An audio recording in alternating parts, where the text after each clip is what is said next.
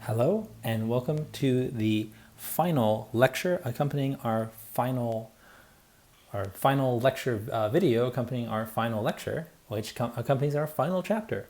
All right, and our numbers don't quite match up here just by happenstance, but here this is the video accompanying lecture 29, which covers chapter 30.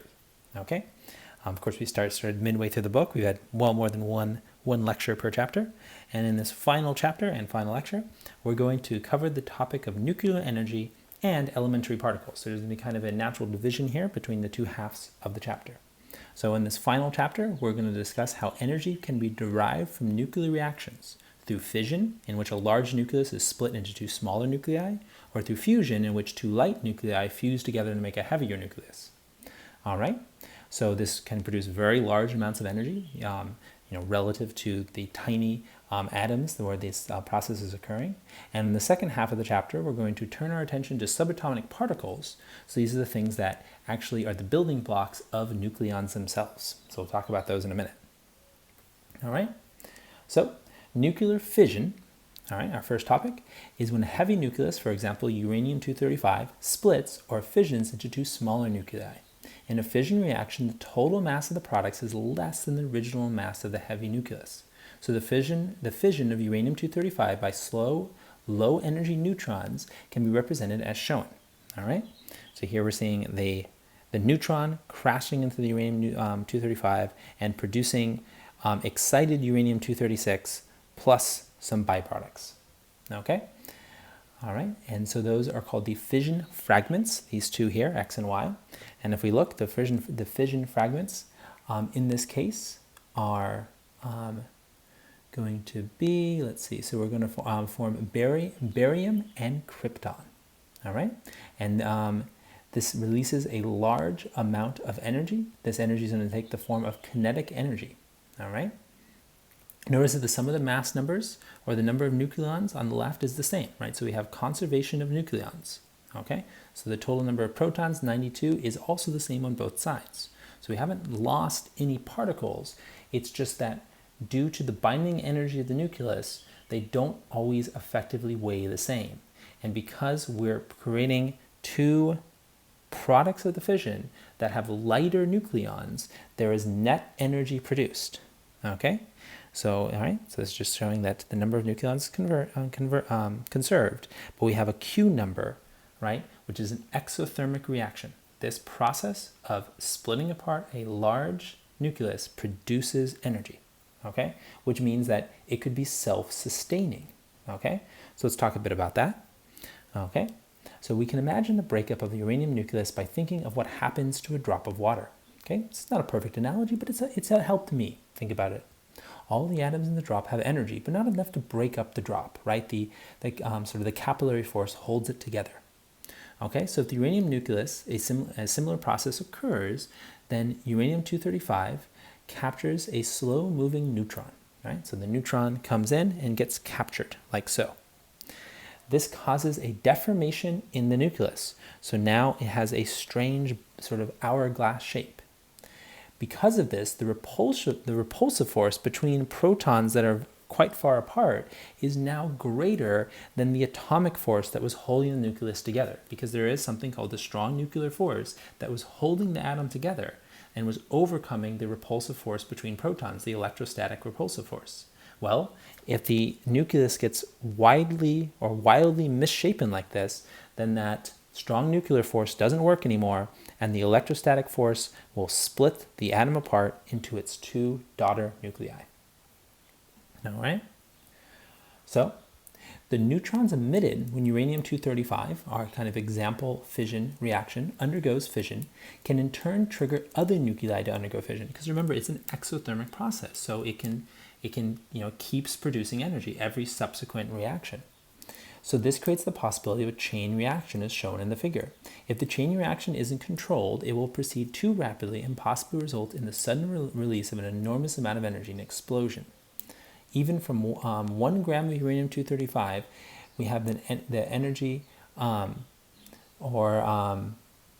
from 1 gram. If the energy in 1 kilogram of uranium-235 was released, it would equal that release by the detonation of 20,000 tons of TNT, which is often the comparison that's made. Okay, so an uncontrollable fission reaction, of course, is the principle behind the first nuclear bomb. Okay. On the other hand, we can have a controlled reaction that is subcritical. So a nuclear reactor is a system designed to maintain what is called a self-sustaining chain reaction. It was first achieved in 1942 by Enrico Fermi. Most reactors in operation today use uranium as fuel. Natural uranium contains only about 0.7% of the uranium-235 isotope, with the remaining 99.3% being the uranium-238 isotope. This is important to the operation of reactors because the uranium-238 almost never undergoes fission, right? So it doesn't split apart as easily. It doesn't become as hourglass shaped, perhaps. Instead, it tends to absorb neutrons and produce neptunium and plutonium. For this reason, reactor fuels must be artificially enriched so that they can contain several percent, rather than just a fraction of percent, of uranium-235. All right. On average, about 2.5 neutrons are emitted in each fission event of uranium-235. To achieve a self-sustaining reaction, one of these neutrons must be captured by another uranium-235 nucleus, so it also undergoes fission. The reproduction constant K is defined as the average number of neutrons for each fission event that will cause another event. Okay?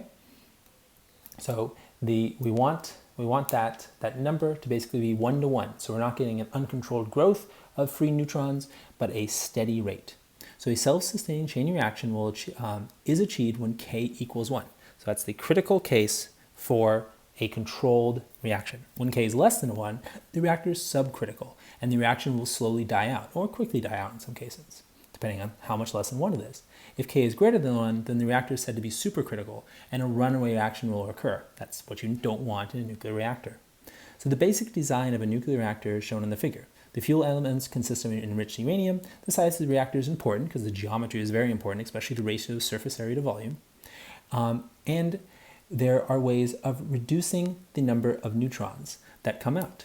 All right. So it's important to regulate the number of neutrons that are absorbed, and that necessitates the existence of something called a moderator. And the moderator material is essentially a neutron absorber, making sure that the rate can be kept at a K equals 1 at the critical value, right? Critical being desirable here. Not too high, not too low. And obviously there are ways to control this with active controls or a computer diagnostic in a real nuclear reactor. All right. So that's a little bit about the idea of nuclear reactors with their characteristic cooling towers that we've seen dotted across the landscape. All right. So if you want to know more kind of about the economic costs of nuclear reactors and how they compare to other sources of energy, then go ahead and check out the note reading on these slides. But let's get into the idea of fusion, the comparison to fission. All right. So turns out that fusion of heavy nuclei, like uranium-235, produce energy. Well, you couldn't produce energy through the fission, and excuse me if I just said fusion, the fission of large nuclei produces energy, like 235. But what if you wanted to, say, break apart an oxygen atom? Well, that actually wouldn't produce energy. Oxygen is such a light atom that fissioning oxygen, you could break it apart. It has, atomic number of 8 after all. We could break it into 2 smaller nuclei, right? But we would actually lose energy in the process. So it's possible, but there'd be more energy going in than out. It'd be an endothermic reaction, okay? So when fission is not energetically favorable, when fission is not exothermic, well, it turns out then fusion is. And what is fusion? Well, when 2 light nuclei combine to form a heavier nucleus, the process is called nuclear fusion. Because the mass of the final nucleus is less than the sum of the masses of the original nucleus, there is a loss of mass and an accompanying energy release, just like with fission of large nuclei. A star generates their energy through fusion processes. About 90% of stars, including the sun, fuse hydrogen, whereas some older stars that have run out of enough hydrogen to fuse start fusing heavier elements, such as helium, and then even all the way up to heavier elements like carbon. The energy produced by fusion increases the pressure inside the star and prevents its collapse due to gravity. So stars have a natural balance point where they're being pushed out by the huge amount of energy produced through fusion, and they're wanting to collapse under gravity, and they're in equilibrium. Two conditions must be met before fusion reactions in a star can sustain its energy needs. First, the temperature must be high enough for that reaction to occur, which is about 10 million joules, or 10 million Kelvin, or about 10 to the 7 Kelvin, to allow the kinetic energy of the positively charged hydrogen nuclei to overcome their mutual Coulomb repulsive forces during the collision. Secondly, the density of the nucleus must be high enough to ensure a high rate of collisions.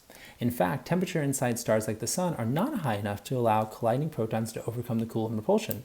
Even so, in a certain percentage of collisions, the nuclei pass through the barrier anyway, an example of the quantum mechanical effect of quantum tunneling. Right? So our Sun is existing purely on a probabilistic result of what we know about quantum mechanics. Larger stars actually would, that the process is more probabilistically determined. Okay? All right, well, let's look at what it looks like. So here's an example of hydrogen becoming deuterium plus a positron and a neutrino. So energy is thought to be created in the Sun and other stars through the proton-proton cycle. In this cycle, 4 protons combine to form an alpha particle and 2 positrons and 25 mega electron volts of energy, which primarily takes the form of the kinetic energy of the products. The first 2 steps are shown here, where D stands for deuterium. Remember, deuterium is an isotope of hydrogen. The second reaction is followed by either hydrogen-helium fusion or helium-helium fusion. Okay? So what we're seeing here is we're seeing hydrogen with deuterium, which produces helium, and in this case we have, because we have the neutrino, and then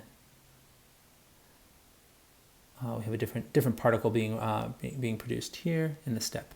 Okay? But I want to continue on with the main substance here. Okay. Oh, of course, this is the gamma ray. This is light. So in this first process, the hydrogen-hydrogen process, the deuterium, the positron, and the neutrino are the entire products. In the second one, where the hydrogen fuses with the deuterium and helium is produced, then we actually have a light ray produced, which is good because we know the Sun produces light, and one of those is the actual gamma ray that is being produced. Okay, but if we continue with the processes, then we can take we can take this one, the helium that was made by the second step, and then the helium is then going to fuse with a single hydrogen, right? And this is all ionized hydrogen. All the electrons are out of the picture. And then we finally end up with, instead of an isotope of helium, because this is helium-3, we end up with normal helium, the most common, the most abundant form of helium, which is helium-4, which is often just called helium, plus another positron and another neutrino. All right. So then the overall final result is this in terms of the actual products, plus the energy, plus the gamma ray, and the 2 neutrinos. So there's always going to be a total of 2 neutrinos once the process is done. All right. And this is in summary. Okay, so that's the type of fusion reaction that occurs in the Sun, to the best of our knowledge. And we've done a lot, scientists have done a lot to study that reaction. Okay. So the fusion reaction that appear most promising in the construction of fusion power reactors, right? Can we do this here on Earth? Involve the 2 isotopes of hydrogen, deuterium and tritium. These reactions are shown here, where the Q values refer to the amount of energy released per reaction. As we already discussed, deuterium is available in almost unlimited quantities from our lakes and oceans and is very inexpensive to extract, so it's naturally occurring. Tritium, however, is radioactive with a half-life of 12.3 years and undergoes beta decay to helium-3. For this reason, tritium must be artificially produced. The fundamental challenge of nuclear fusion power is to give the nuclei enough kinetic energy to overcome that repulsive force, right? Even the Sun struggles with it. This step can be accomplished by heating the fuel to extremely high temperatures and trapping it in a confined space. Such high temperatures are not easy to obtain in a laboratory or a power plant. At these high temperatures, the atoms are ionized and the system consists of a collection of electrons and nuclei, commonly referred to as a plasma, right? So that's an ionized gas, very high temperature gas. And so, but we're talking about a lot of energy here, much more energy than would be created through a fission nuclear power plant, which also produces a large amount of energy. And the byproduct would not be radioactive materials like plutonium, but would just be helium, okay? So, again, containment is the issue, and maintaining those high temperatures is the issue. Can we do it? Sure, we can prove that it's physically possible, but it's not possible to do it in the way where the power plant is actually producing net energy yet. Are we getting closer as a scientific community, as a civilization? Yes, it appears as decades go on that we get closer and closer to our ultimate goal of creating fusion nuclear power. All right. There are two other critical factors that determine whether a thermonuclear reaction will function. One, the plasma ion density, and two, the plasma confinement time, which is the time the interacting ions are maintained at a high enough temperature, equal to the reaction for allowing the reaction to proceed. Lawson's criterion states that a net power output in a fusion reaction is possible under the conditions shown on the side. The problem of plasma confinement time is not yet solved. How can a plasma be confined at a temperature of 10 to the 8 Kelvin, which is 100 million Kelvin, for times on the order of 1 second? Most fusion experiments use magnetic field confinement to contain a plasma. All right? So, well, we have some serious issues to overcome. Okay, so that is our brief coverage of fusion and fission. Hopefully the basics make sense. Let's now shift gears into discussing elementary particles and the fundamental forces. So first, a quick rundown of the 4 fundamental forces that seem to describe the universe as a whole. All right, so obviously we've talked a great deal about the gravitational force and the electromagnetic force. Maybe you think of the gravitational force as most of what we talked about in Physics 35. Here in Physics 36, we've talked largely about the electromagnetic force, but now let's do a brief introduction to the strong and weak forces. So the strong force, often called the strong nuclear force, is the force that binds neutrons and protons into the nucleus, because otherwise the protons would tear the nucleus apart. They're repulsion to each other. The weak force is involved in the mechanisms of beta decay. So it has to do with that whole process of neutrons emitting an electron and becoming a proton, okay? Or a proton emitting an anti-electron, or otherwise known as a positron, and becoming a neutron. And so those types of processes are well encapsulated in the weak force, which is a complicated force and is somewhat beyond the scope of this class. Okay.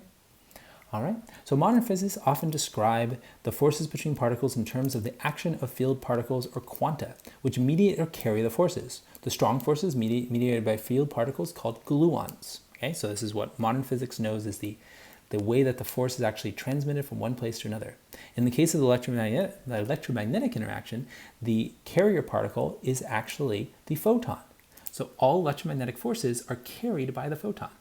So the Coulomb force itself is mediated or transmitted by that photon traveling at the speed of light. The weak force is mediated by particles called W and Z bosons. You can see, right, that's quite a complicated subject. And the gravitational force is thought to be mediated by gravitons, but they have never been discovered. Right, their existence has never been confirmed. So let's take a look at the diagram called a Feynman diagram, which was developed by Richard P. Feynman, who lived from 1918 to 1988.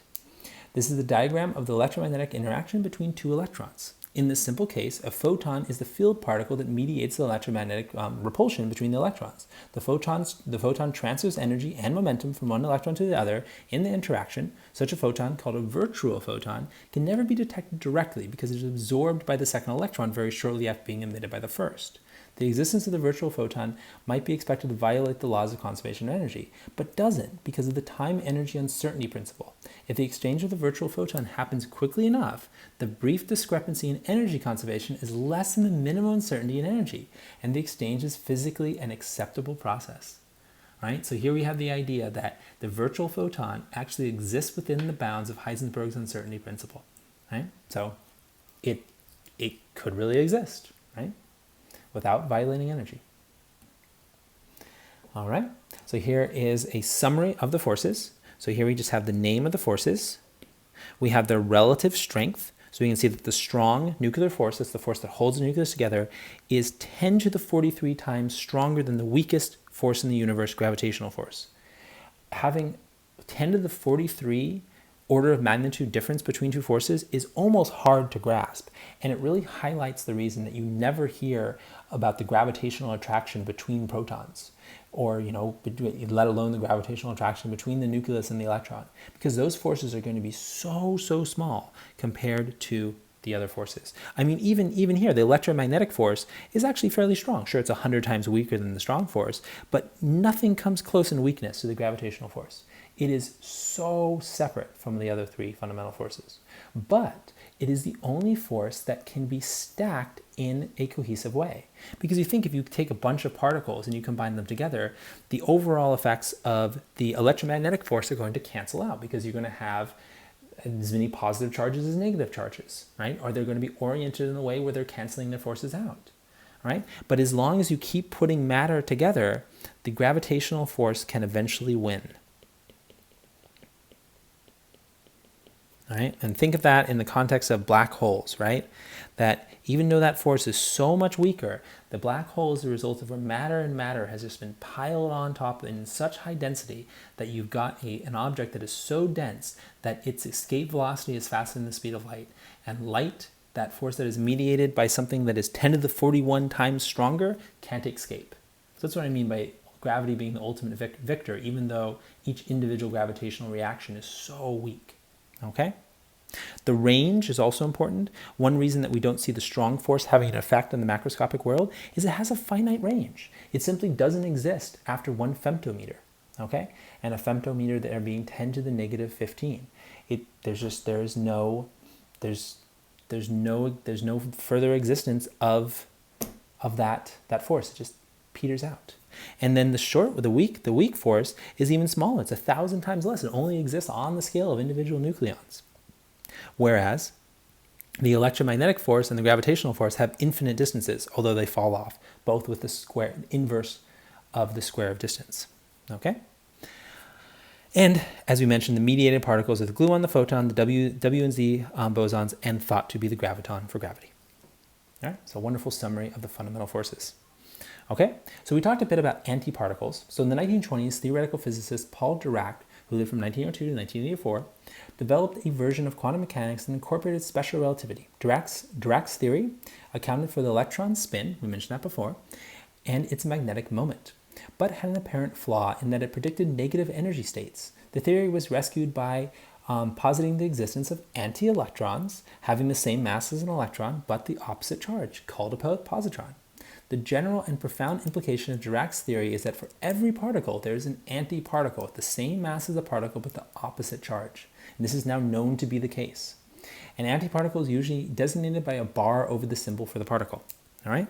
So an antiproton would be P with a bar, antineutrino. This is the letter nu, by the way, which is awful like a V, but it's a Greek letter nu, is a nu with a bar over it. And then a positron is actually just an E plus. Right? So it's like an electron, but instead of putting a bar, we put a plus to denote that it's positive charge. These are also called anti-electrons. Okay, so every particle has an antiparticle pair. Now, are antiparticles as common as particles? Absolutely not, because when a particle and antiparticle meet each other, they annihilate each other and just produce photons. They just produce something that has no mass. And it turns out because our universe had particular initial conditions, we think, based on the Big Bang, that we ended up with electrons instead of positrons, okay? But it was all because of that initial more abundance of one compared to the other, all right? Okay. So, as I said, when a particle meets an antiparticle, they are annihilated. This results in high energy photons, okay? This can have applications, for example, here with a PET scan. It's based on that process. All right. Now let's get a bit more into some of these other fundamental particles. Now that we've kind of laid the groundwork of categorizing particles. So besides the particles that transmit forces, because so far we talked about those transmitting particles, we can classify other particles into two broad categories. And you got to pay attention to the categories here because there's a lot of classification. Hadrons and leptons, according to their interactions. So the hadrons are composites of quarks, and the leptons are thought to be truly elementary, although it is possible they have some internal structure that we don't yet know about. Particles that interact through the strong force are called hadrons. The two classes of hadrons, known as mesons and baryons, are distinguished by their masses and spins. All mesons are known to eventually decay into electrons, positrons, neutrinos, and photons, and a good example of a meson is a pion, which is the lightest of the known mesons, which has a spin of 0. As you can see in the table, the pion comes in 3 varieties corresponding to their charge states, right? So we got lots of classification here, right? A lot of particles to keep track of. right? And the pion just being an example, right? So again, we have our leptons and our hadrons, okay?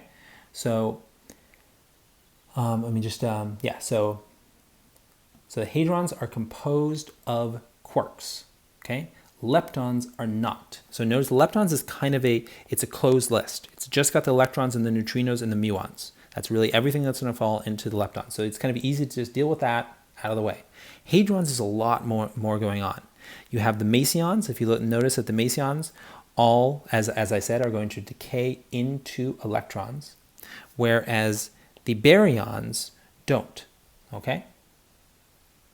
So they're by their masses and their spins, okay?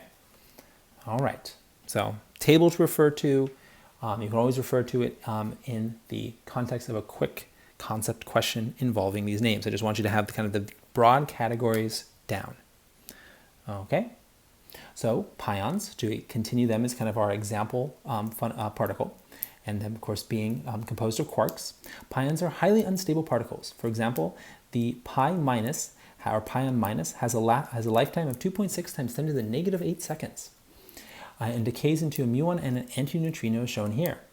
The mu minus, which is essentially a heavy electron with a lifetime of 2.2 milliseconds, then decays into an electron, a neutrino, and an antineutrino. Baryons have masses equal to or greater than the proton mass. Okay, so that's another good divider, right, between what was a hadron, or what was a meson, these are the lighter ones, and then the baryons. So the baryon, you can think of anything heavier than a proton. All the mesons are going to be lighter than a proton. And sometimes it's good to have a kind of a quick way to compare. Okay? And then leptons, again, appear to be truly elementary with no structure. That's it. What you see is what you get. The electron doesn't have anything in it that we know of. Okay? Right, so here are examples of our electrons, each with, this is the electron, and then we have, and this would be a neutrino. So this is an electron, and this is a neutrino that accompanies that electron. This is the muon, and this is the neutrino that accompanies the muon. And then this is the tau particle and the neutrino that accompanies the tau particle. And let me just make sure I'm saying the correct name here. Yep, neutrinos. So we have a tau neutrino, and then just a normal neutrino or lepton neutrino, and then a muon neutrino. Okay? So now let's turn our attention to the conservation laws in elementary particle physics. Even though these laws don't have a theoretical foundation, they are supported by abundant empirical evidence. And that is the nature of laws, right? These are observations that have never been disproven. The law of conservation of baryon number means that whenever a baryon is created in a reaction or decay, an antibaryon is also created. We assign a baryon number B equals +1 for baryons, B equals -1 for all antibaryons, and B equals 0 for other particles that are not baryons. The law of conservation of baryon number states that whenever a nuclear reaction or decay occurs, the sum of the baryon numbers before the process equals the sum of the baryon numbers after the process.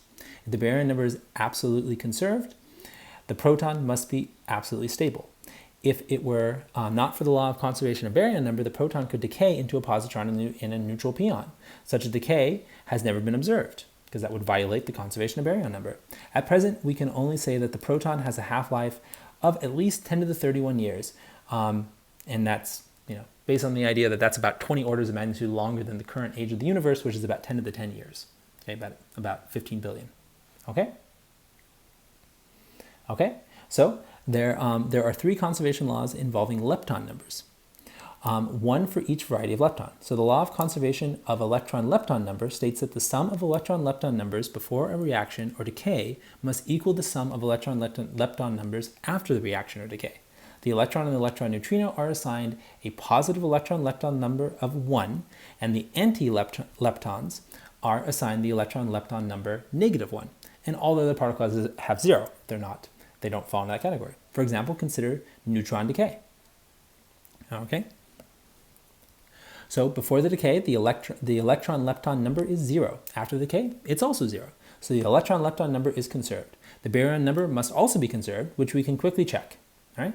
So before the decay, it was 1. After the decay, it's still 1. Okay? This table gives the baryon number and the electron and mu and tau lepton numbers for different particles, right? So this is just the baryon number, which is conserved, the electron lepton number, the mu lepton number, and the tau lepton number, because all of those have to be conserved. Okay, so this is a good way to check for that conservation and to tell particle physicists exactly what to expect in a certain decay. Let's take a look at an example. All right, so which of the following reactions cannot occur? All right, well, if we look, we have a case that fails to conserve charge and cannot occur, and that is A, or number 1. All right, this one cannot occur. All right, so which of the following reactions cannot occur? Well, in this case, it's B, all right, which is 2, okay? The reaction fails to conserve charge and cannot occur. Okay, so yet another conservation law, and that's conservation of strangeness, right? I know. So the kappa, lambda, and sigma particles exhibit unusual properties in their production and decay, and so we call them strange particles. One unusual property of strange particles is that they are always produced in pairs. For example, when a pion collides with a proton, 2 neutral strange particles are produced, as shown in the figure, with high probability. They follow the reaction shown. On the other hand, the reaction has never occurred even though it violates no known conservation laws and energy of the pion is sufficient to initiate the reaction, right? So we've never had this particular pi meson here collide with a proton and produce the following combination of particles. The second peculiar feature of strange particles is that although they are produced by the strong interaction at a high rate, they don't decay into particles that interact via the strong force at a very high rate. Instead, they decay very slowly, which is characteristic of the weak reaction. Their half-lives are in the range of 10 to the negative 10 or 10 to the negative seconds. Most other particles that interact via the strong force have much shorter lifetimes, on the order of 10 to the negative 23. So I know it might seem strange to refer to 10 to the negative 8 seconds as a long time, but compared to 10 to the negative 23, it is. So to explain these unusual properties of strange particles, a law called conservation of strangeness was introduced together with a new quantum number called the S number, which is the strangeness number. The production of strange particles in pairs is explained by assigning S equals +1 to one of the particles and S equals -1 to the other. All right, so here we have in this column the strangeness values. Okay? And then I want to get a bit into quarks, and then we'll wrap it up with quarks. Okay? So what I want to talk about quarks is something called the Eightfold Way. So let's consider the first 8 baryons listed in the table shown on the previous slide: the proton, neutron, lambda, and three sigma, different types of sigma particles, and the 2 xi particles, so xi particles, all having spin of 1/2. Note that particles with quantum numbers of 1/2 and 3/2 are called fermions. So here we have another way of distinguishing between particles. Any particle with a 1/2 or a multiple of 1/2 is called a fermion. Okay?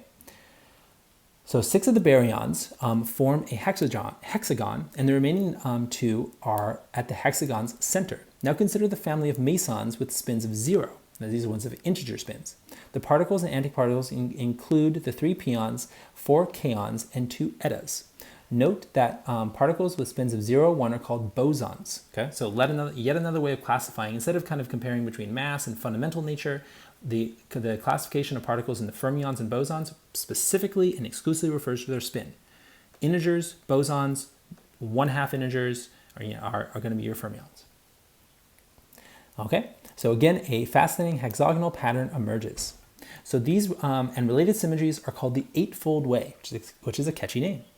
They were proposed independently in 1961 by Murray Gell-Mann and Yuval Ne'eman. The groups of baryons and mesons can be displayed in many other symmetric patterns with the framework of the Eightfold Way. For example, the family of spin 3/2 baryons contain the particles arranged in a pattern like the 10 pins in a bowling alley. Okay? So although leptons appear to be truly elementary particles without measurable size or structure, hadrons are more complex. There is strong evidence, including the scattering of electrons off nuclei, that hadrons are composed of more elementary particles called quarks. Okay?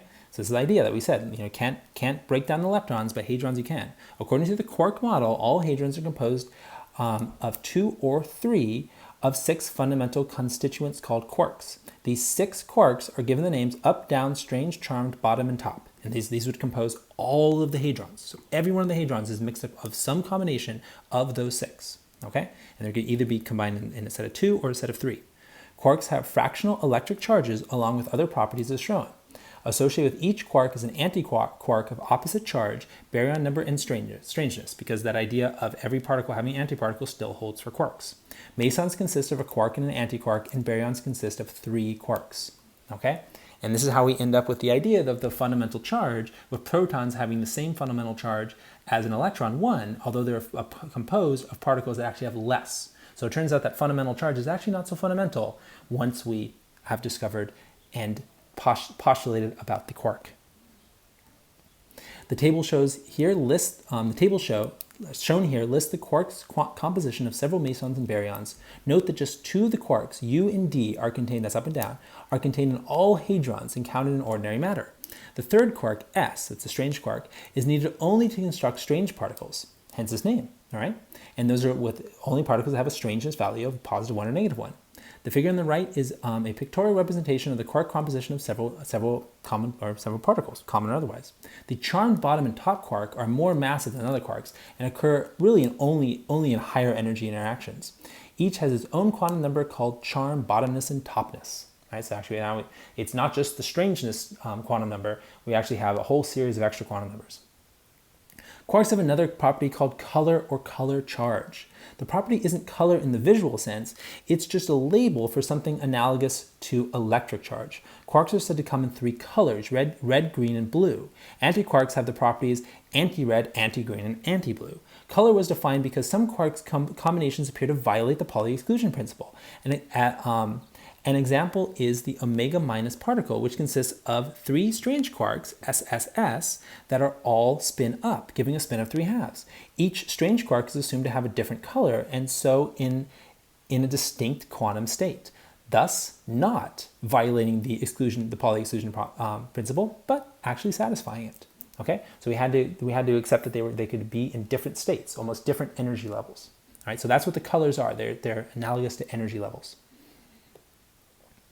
Okay. All right, and I'm going to go ahead and stop here. This is kind of the last information you're responsible for, was what I was speaking about. So basically the idea about the categories, fermions and bosons, which refer to spin, the leptons and hadrons, which refer to kind of size of particle and fundamental nature of the particle, and the idea that hadrons are composed of quarks, in summary. Now there are some more slides, but you are not responsible for all of them. And this concludes the lecture and concludes the material for Physics 36. Thank you so much for watching.